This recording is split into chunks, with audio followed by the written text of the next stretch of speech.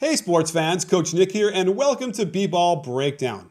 If you ever wondered how I started B-Ball Breakdown, well, the impetus was watching the 2009 7-game series in the first round between the Bulls and the Celtics. It was epic and it was dramatic and all those things, but no one was pointing out the details, the intricacies of what was really going on the court, and it frustrated me and led me to say, we need someone, me, to actually go through these games and explain in better detail what was going on. So every day this week, we're going to break down one of these games going through 1 through 7. So here is game 1. There's some interesting basketball being played. You'll hear me shaking my head, and I'll be continuing this all throughout the rest of the week, so stay tuned for that. So here it is, game 1 of the 2009 first round series between the Bulls and the Celtics. Having never beaten the Celtics in a playoff game before, the Bulls had their work cut out for them in game 1 as the 7th seed. But this was a new Bulls team led by rookie Derrick Rose and second-year man Joakim Noah, and Boston was without Kevin Garnett. It was a duel between point guards that led to overtime before the Bulls could outlast the Celtics and let everyone know this was going to be a long series.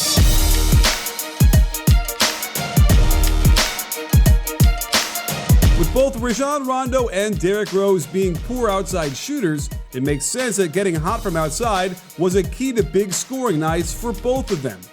And it was clear what the scouting report was on the pick and roll as Rose goes way underneath the screen, daring Rondo to shoot a 20-footer.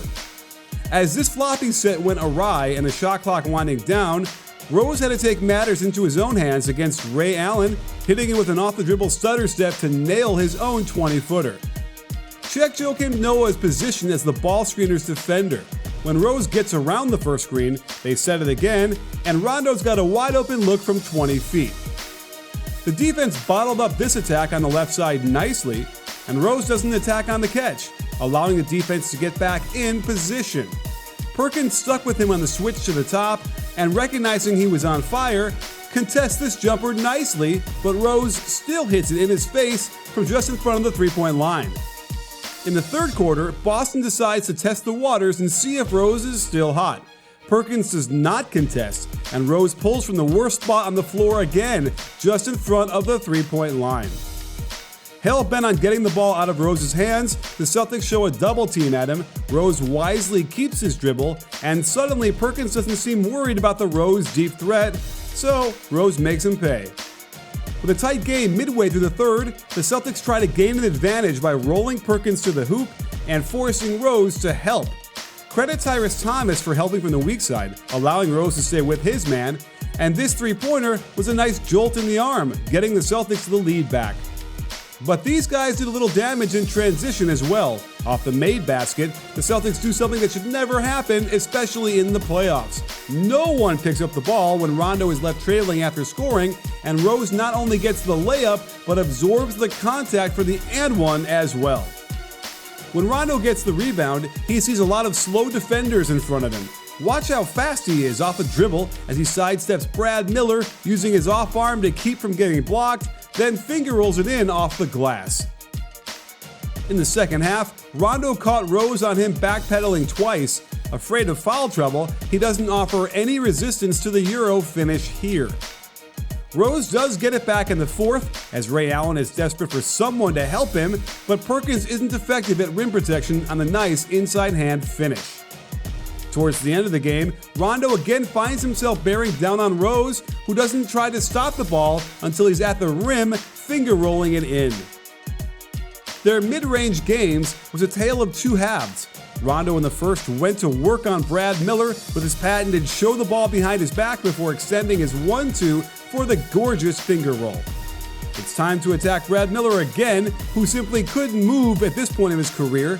More blazing speed, and the beautiful inside hand layup to shield the ball with his body.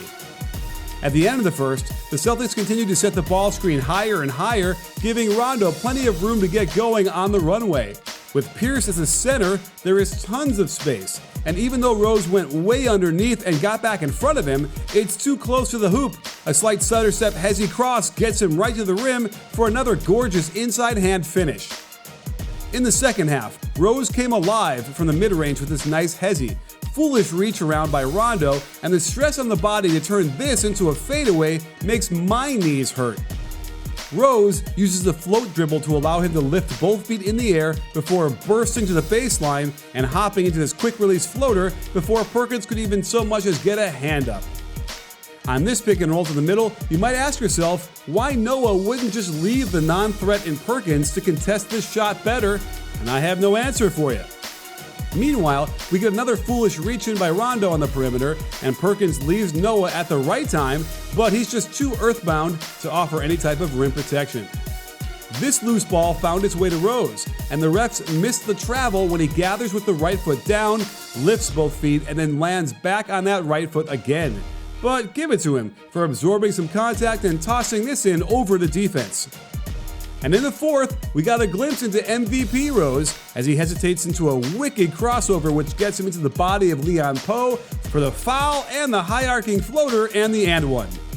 On a night when the Celtics badly needed Ray Allen to come through, considering KG wasn't active, he laid an egg with a 1-for-12 shooting night. But before we congratulate the Bulls defense for harassing him into tough shot after tough shot, let's look at some of these misses. I like the attack on the catch to get going downhill, leaving Ben Gordon backpedaling and Allen with a wide open 12-footer, it rims in and out. I'm sure when the Celtics went through the tape later that night, they would have seen how the Bulls defended this pin down to the right corner and started salivating for Game 2. Watch Kirk Hinrich try to cheat and cut over the top of the screen. Noah has no awareness of what is happening, and Allen expertly flares to the corner to get even more space. Noah is way too late realizing what's happening, and it's another wide open shot that Ray just misses. The Bulls were physical with him off the ball, and that's always a good way to throw shooters off their rhythm, but Gordon then gets stuck behind Allen on the curl and the reach. Salmons is too concerned with Paul Pierce to maintain his help, and this was the only bucket Ray had all night. Another quick swing for an attack on the catch gets Allen right by Gordon, and he just misses the dunk. What? The Bulls could not figure out how to properly defend this simple pin down, partly because it was Pierce setting it, and his defender didn't want to leave him. Another wide open shot from 17 feet, but his outside foot planted slightly early, meaning he needed to rotate more in the air to get proper alignment. This didn't happen, and it's a brick. Timing is always important for a shooter, and the passer needs to get it to him right when he gets open. Off of this pick to flare cut, Rondo waits too long to get the ball to him, enabling Gordon to get a little closer than Ray would have liked. Deep in the fourth, up by 3, it's unclear why Rondo would not make the easiest pass in the gym to a wide open Ray Allen behind the line, instead waiting for Kendrick Perkins to get to the rim. He finally gets it to Allen. Rose does his best to contest, and it's another brick. Let's move on to the end of regulation, where this game got some real craziness. Real issues with pick and roll defense here, as Noah reaches in and gets beat easily. I like how Thomas rotated and Rose sunk down, but he's got to stay there and not be worried about the Rondo jumper. Instead, he's forced to foul. Ben Gordon misses the pocket pass to Noah when Perkins opts to double at the three-point line. Gordon wasn't much of a passer anyway, so he goes to work and somehow not only hits the jumper, but gets the foul call as well. Down 1, Paul Pierce signals he doesn't want Noah's man to set him a screen. Well, Hinrich makes a heads-up play to knock the ball out of his hands and check the open court move by Thomas. He gathers with the right foot down, lifts both feet, then comes back down on the left foot before taking his legally allowed second step with the right foot into a jump. Perfectly legal, perfectly lethal. Up 1 with 90 seconds to go, the Bulls were starting to believe. They run a basic flex set with Gordon setting the slice screen before getting the pin down from Noah. It's well defended as Perkins moves out to shadow Gordon, but to no avail, Ben was a bucket. On this step-up screen, Rondo is running while dribbling. There's no way Thomas could ever slide and keep up. Rose doesn't recognize who's open, Rondo does, and Big Baby gets back to the line.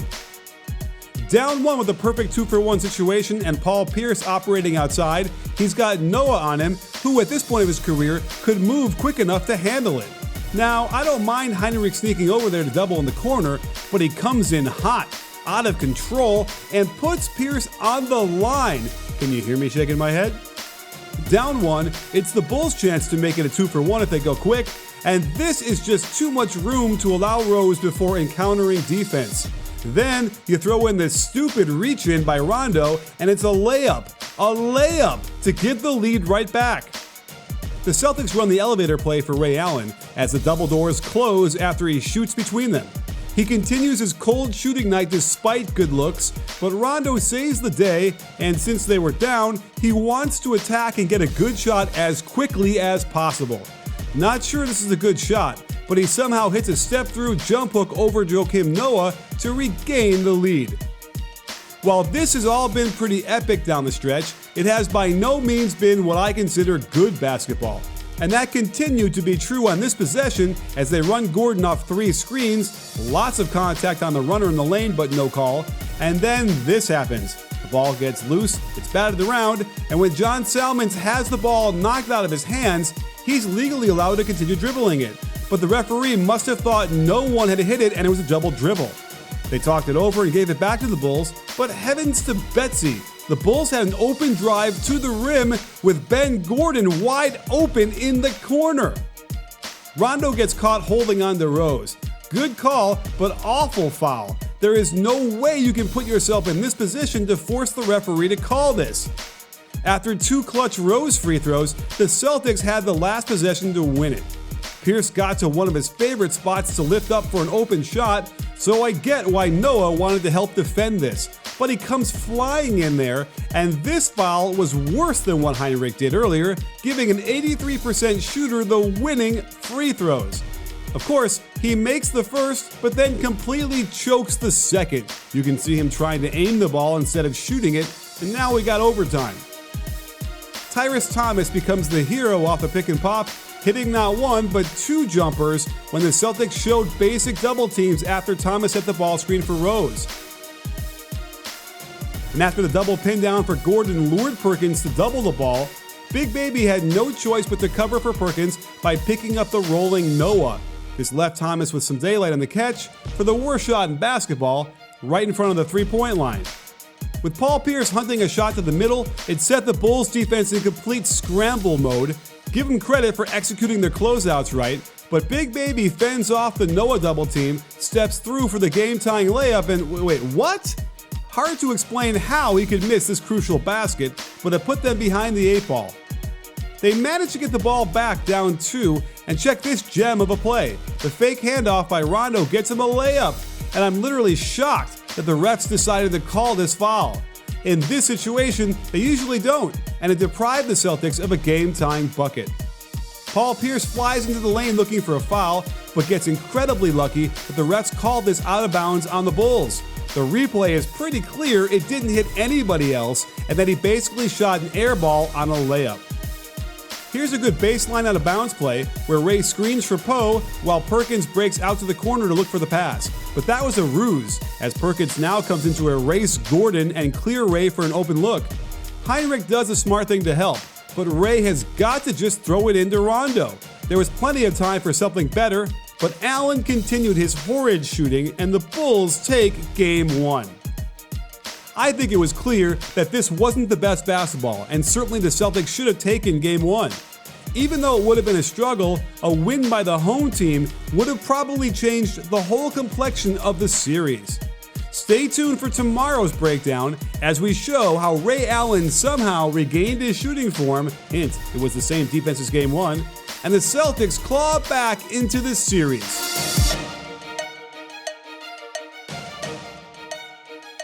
If you like this video, please give it a thumbs up and subscribe to B-Ball Breakdown so you can get alerted right away when we drop a new video. This season will be filled with incredible content, so don't miss it. You in?